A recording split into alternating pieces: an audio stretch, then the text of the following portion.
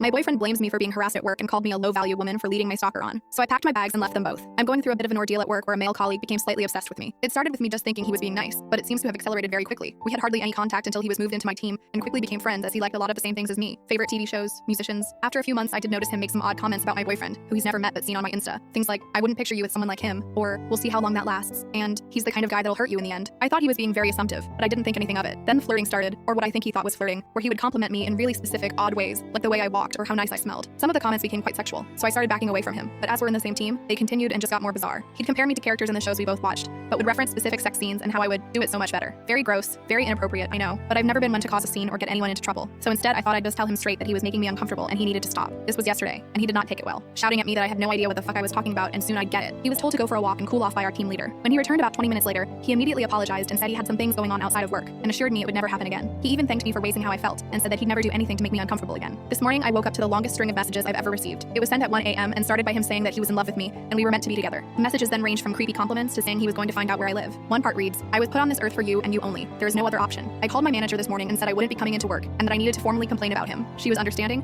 and we had a long Teams call and started the process with HR, etc. So now my boyfriend's response. This morning when I showed him the message, he was supportive and insisted I don't go to work and stay at his. He wanted to call off work too and called the police, but I said I just wanted to focus on informing work today, etc. Zerania, and think about how to proceed. However, when he came back from work today, his attitude seemed to have completely changed. He said he thought it was fucked up that I didn't go to the police and that he thinks I have feelings for this colleague. When I assured him that that was not the case, he told me that guys don't write messages like that if there's nothing behind it, and that I must have been at least leading this guy on for him to end up acting so irrationally. The more I tried to defend myself, the more irate he got, and he started saying that he hated how I acted so innocent all the time when he knew deep down I was a whore and that he should have known I was a low-value woman. Beyond that, he ended up asking me to leave. So now I've had to come back to my flat when I'm feeling pretty vulnerable and a little scared. For context, I got with my boyfriend quite quickly after I moved to the country I'm now living in. So my only friends are his friends. All my family and friends are back in my home country, so. Update 4 months later. Boyfriend update. He came back apologizing, as many of you predicted he would. He confirmed my assumption that he had spoken to a specific friend that day, who had gotten him riled up on the idea that it's always the girls who seem innocent that aren't, and that I had been cheating with his coworker. At first, he did pretty well at apologizing and taking accountability on the phone, but when we met up, I could see he was still angry at me for some reason. Turns out he felt abandoned by me because I wasn't the first to reach out after the fight. That's when I knew it was over, and I couldn't forgive him. How he was making this situation about himself still blows my mind. I left him, received some more red pill abuse, and have heard nothing since. Good riddance. Stalker update. Things got a little scary. I returned to work while he was suspended under investigation. Only 1 week later, I had gone out for dinner, and when I returned home, he was standing outside my apartment building. It was dark, and he was wearing a hoodie, so I didn't realize it was him until I got close enough to see his face. I completely froze, and for a second I stupidly thought he was going to apologize and beg not to get him fired or something, but instead he said he'd missed me. I have no idea how this man found out where I live,